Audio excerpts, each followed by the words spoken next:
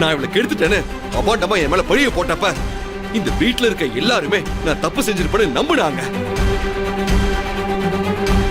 ஆனா நான் தப்பு செஞ்சிருக்க மாட்டேன்னு சொல்லி என் பக்கம் நின்ன ஒரே ஒருத்தி அவதான்.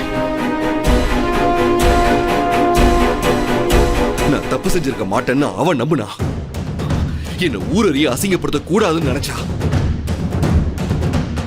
அதனாலதான் நானும் அவளை ஊரறிய உலகறிய வக்கீலோ இல்ல வேற யாரு மூலமா அவளை அசிங்கப்படுத்த கூடாதுன்னு நினைக்கிறேன். அப்படிதான்.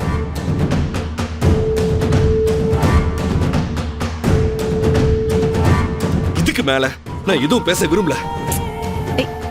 சேது,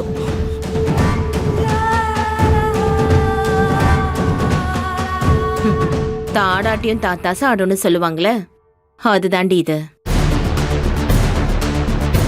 அவனுக்குள்ள ஏதோ ஒரு மூலையில இன்னும் பொண்டாட்டி மேல பாசம் பொங்கிட்டு தான் இருக்கு. அதான் அவன் இப்படி பேசிட்டு போறான்.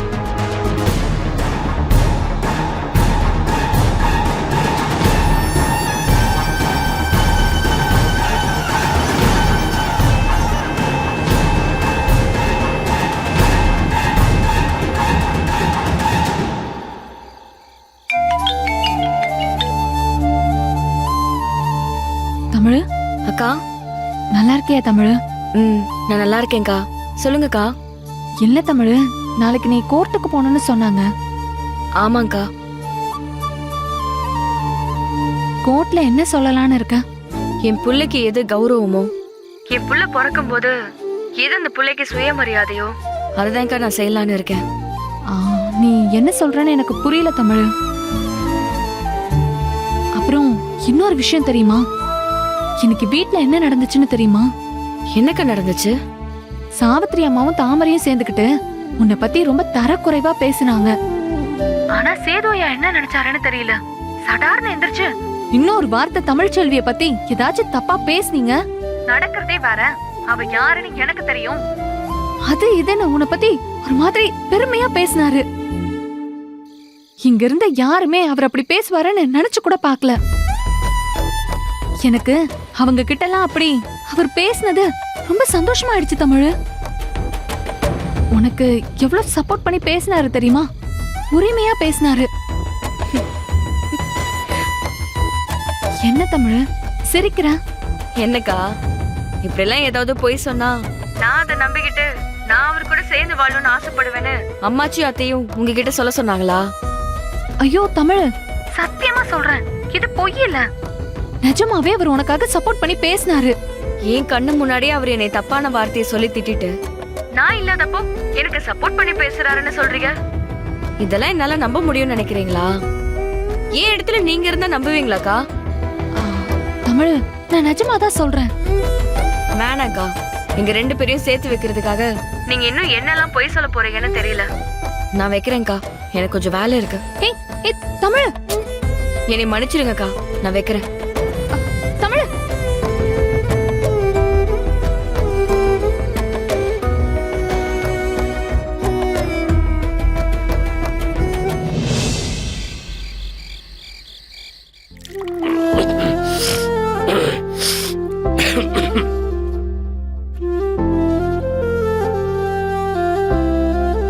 போதுமாங்க? ராசாங்கம், அத்தா வா அத்தா, வா அத்தா. தூங்க போறியாப்பா? இல்ல அத்தா, என்ன விஷயம் சொல்லு அத்தா. சொல்லேண்டி. ஒண்ணும் இல்ல மாமா, அம்மாச்சியோட சுகர் மாத்திரை தீந்துருச்சு. அம்மாச்சிக்கும் உங்களுக்கும் ஒரே மாத்திரை தான், அதான் உங்ககிட்ட வாங்கிட்டு போலான்னு வந்தோம். மோகனா, மாத்திரை இருக்கா? இருக்கத்த, எடுத்துட்டு வரேன். கொண்ட. ஏன் அத்தா, மாத்திரை வேணும்னு சொல்லியிருந்தா மோகனா கிட்டே கொடுத்து விட்டுருப்பேன்ல. ராசாங்கம், மாத்திரை வாங்குறத தாண்டி வேற ஒரு விஷயத்த பேச வந்திருக்கேன். சொல்லு அத்தா.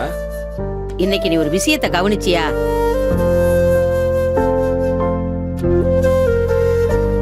தமிழ்ச்செல்வி கிட்ட இருந்து விவாகரத்து வாங்கறதுக்கு நாம சொல்ற காரணம் எல்லாம் பத்தாது, இதை விட உறுதியான காரணம் வேணும்னு வக்கீல் கேட்டப்ப தமிழ்ச்செல்வியோட குணத்தை பத்தி தப்பா சொல்லுங்க, அவ தரங்கெட்டு போனவ, ஒழுக்கம் இல்லாதவன்னு சொல்லுங்கன்னு சாவித்திரி சொன்னப்ப சேது கோவப்பட்டு ஒரு வார்த்தை அவளை தப்பா பேசக்கூடாதுன்னு சொன்னான் பாத்தியா?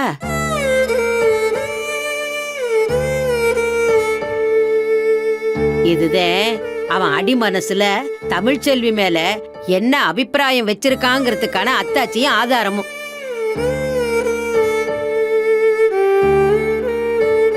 தமிழ்ச்செல்வி ஏதோ முட்டாத்தனமா ஒரு பொய்ய சொல்லிவிட்டாதே, அதனால நாம எல்லாரும் காயப்பட்டு தானே கிடக்கோம். அதுக்காக அது ஒண்ணும் மன்னிக்க முடியாத குத்தம் இல்ல.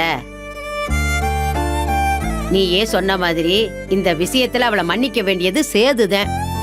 அப்படி பாக்குறப்ப அவளை பத்தி யாரும் ஒரு வார்த்தை தப்பா பேசக்கூடாதுன்னு அவளுக்காக நின்னாம் பாத்தியா?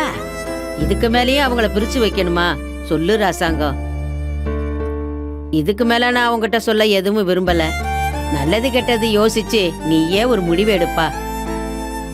மாத்திரை வாங்க. அத்தை தாங்க. சரி ராசாங்க, நீ படுத்து தூங்கு. வா வாங்க. என்னங்க, எனக்கு அடுப்படியில கொஞ்சம் வேலை இருக்கு, நான் அதை முடிச்சிட்டு வந்துடுறேங்க.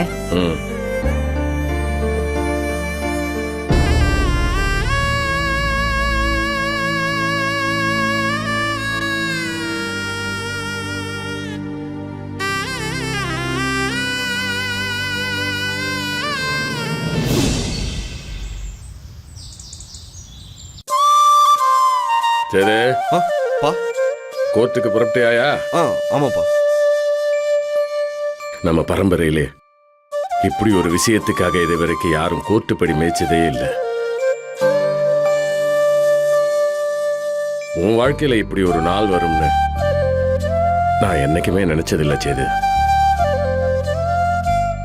சரியா, நான் சொல்லணும்னு வந்த விஷயத்த வெளிப்படையாவே சொல்லிடுறேன்.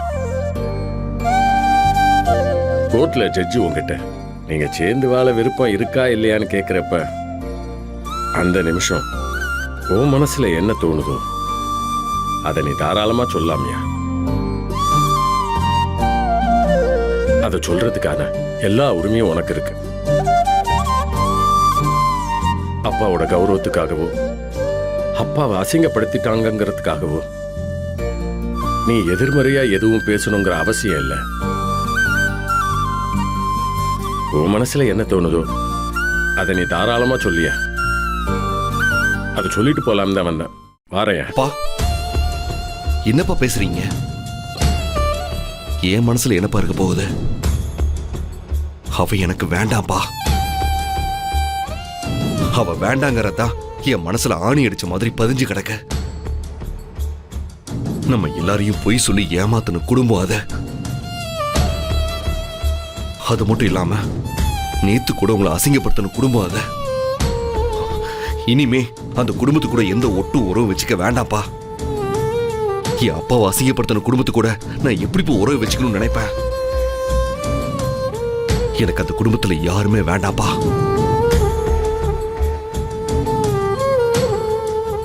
இந்த சமயத்துல கூட என்கிட்ட வந்து உனக்கு என்ன தோணுதோ அதை தாராளமா செய்யின்னு சொல்றீங்க.